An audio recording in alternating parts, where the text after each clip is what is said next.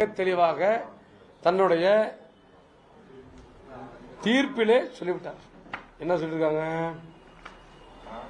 மிக ரொம்ப அழகா இப்ப தொடர்ந்து அவர் ஒரு செய்தி மட்டும் சொல்லி வர்றார். என்னன்னு, பாட்டாளி மக்கள் கட்சி எங்களுது, தலைவர் அன்புமணி தான், ஐயாவுக்கு இது சம்பந்தம் இல்ல, நாங்க காத்துக்கிட்டு இருக்கிறோம். எதுக்கு காத்துட்டு இருக்காங்க?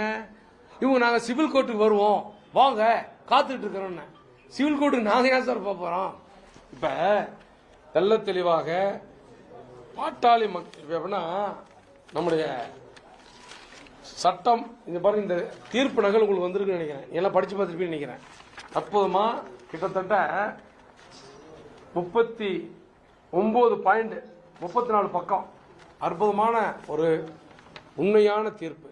இந்த தீர்ப்பு எப்படின்னா, இன்னும் நீதி சாகல, நீதியும் நேர்மையும் இந்த இந்தியாவில் இருக்கிறது என்பதை உறுதிப்படுத்திய ஒரு உன்னதமான தீர்ப்பு தான் இந்த தீர்ப்பு.